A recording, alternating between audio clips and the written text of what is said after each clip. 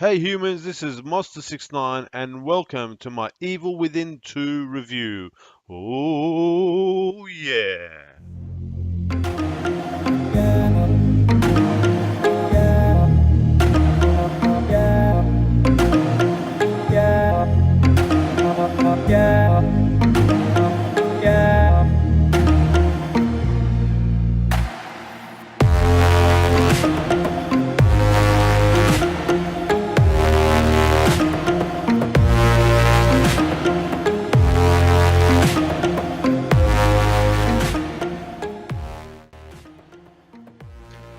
Evil Within 2 was developed by Tango Games and published by Bethesda in 2017, and it's available on all the major platforms except Nintendo.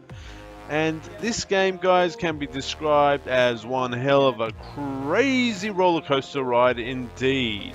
Where Resident Evil 7 was a creepy and scary survival horror game, Evil Within 2 is a creepy and more of a psychological thriller type game. Where Resident Evil 7 was a on-rails horror game with specific set pieces, Evil Within 2 ambitiously is a small sandbox in some parts. Don't get me wrong, Resident Evil 7 is one of my favorite games of 2017.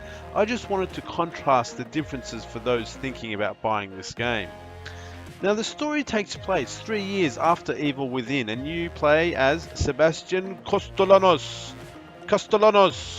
who at the moment, guys, is in dire straits and usually staring at the bottom of a whiskey bottle most times. He is depressed, and the reason he's depressed is namely his daughter Lily has died in a house fire which he couldn't rescue her from. His wife has mysteriously disappeared, and he is motivated to find out more about her disappearance and the evil Mobius Corporation. Sebastian indeed is a tortured soul. So at the beginning of the game, Sebastian gets tracked down by a Mobius agent who quickly informs him that his daughter Lily is actually alive. And not only is she alive, she's actually plugged into Mobius's sick version of virtual reality called the STEM system. He's also alarmingly informed that things have gone wrong within this virtual reality world and Lily needs rescuing, and Sebastian is the man to do the rescuing. So that, guys, is the main narrative of the Evil Within 2. Now, the STEM system is not your usual VR world, guys, where you enter a virtual reality world as a passenger and you kind of witness, what a programmer has coded up. The STEM system actually uses people's minds itself to create the world, with one of the minds acting as the core. Now, the core has the ultimate power in the world and essentially ties everything together. So it's critical that the core is a person A, without any mental health issues, nor is it a person with a massive ego or psychopathic tendencies. Hence, the Mobius Corporation, they target, specifically children, and, children that I suppose would have to be very humble and of a loving kind of nature, if you like.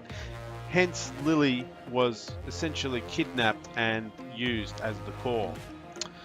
So Sebastian essentially gets connected to the STEM system, and he sets out to, rescue his daughter from within this world, and enters a nightmare world made up of unthinkable horrors, tortured souls, ambitious psychopaths who want to control Lily and hence the world within STEM, which is, by the way, presented as an idealistic US town called Union, and that's where the sandboxing takes place. And he just embarks on a absolute nightmarish roller coaster ride within this world, trying to find his daughter. Now, the game design, essentially Evil Within is a single player, third person or first person survival horror game.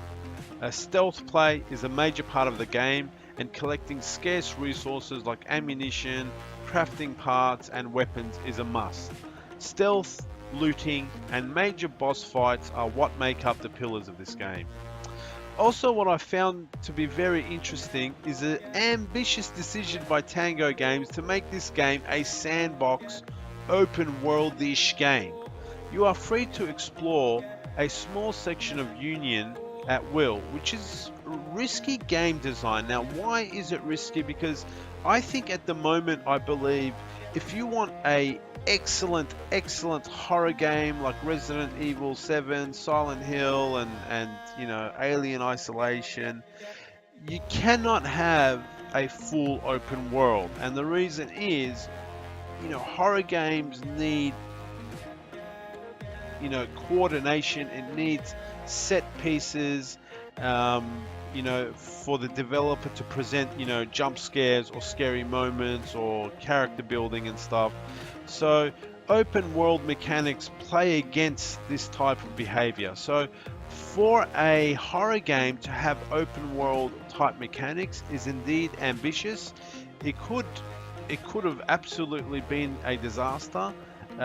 It's also a reason why the sandbox is relatively small. But you know what?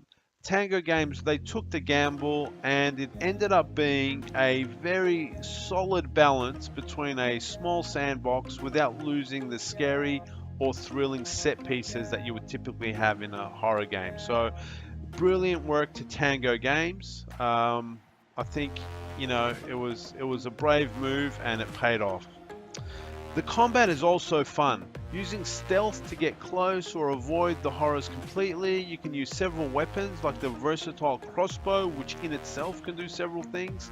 You can use the shotgun, sniper rifle, handgun, or the humble axe. And there's different versions of each of these weapons as well, and you can upgrade them. You still have to be careful. This game is not a game where you get all powerful and take down hordes of enemies. If you're not careful, things can quickly get out of control. Retreating and reanalyzing the situation is probably your favorite tactic in this game. You also have a skill tree to boost your health or your stamina, your combat or stealth capabilities, which is fun. And Tango Games does a wonderful job with the audio as well, with creepy noises, with jump scares and terrifying screeches and screams from the various nightmares that you encounter. The downsides, well, look, the graphics are beautiful. There's no problems with the graphics. The frame rate and performance on my PS4 was very solid indeed. The only gripe I had was there was moments, especially in the sandbox, which is Union, the town, where I would get some pop in and pop out of graphics. I would walk towards a gas station and half the decoration would be popping in or popping out as I moved away. So that was a little bit disappointing. Another weakness I felt in this game was the traversal mechanics. It was inconsistent to me as to what objects Sebastian could vault over and what he couldn't vault over. Hence, in moments of high pressure, when he had some horror with a pizza as his face bearing down on you, it felt frustrating to get, getting stuck against some railing or some box that you thought you could jump over, but, obviously you couldn't. So all in all, I just felt moving around sometimes to be a little bit too cumbersome. And again, with a horror game, I understand there's a balance between the movement mechanics and maintaining the feeling of not being able to just simply run away from everything.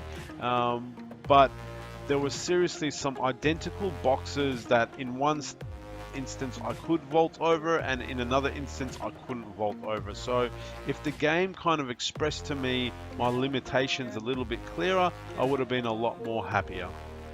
But in conclusion, guys, I highly recommend this game. I thoroughly enjoyed it. It's if you like survival horror games, then it's a must for your collection.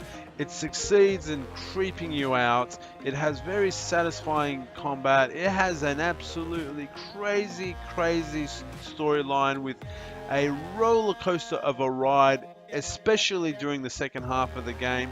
The ending was so magnificent that I had to boost my score from 4 human skulls to 4.25 human skulls out of 5. Oh yeah, this is Monster69 guys. Hope you enjoyed the review and I'll see you next time.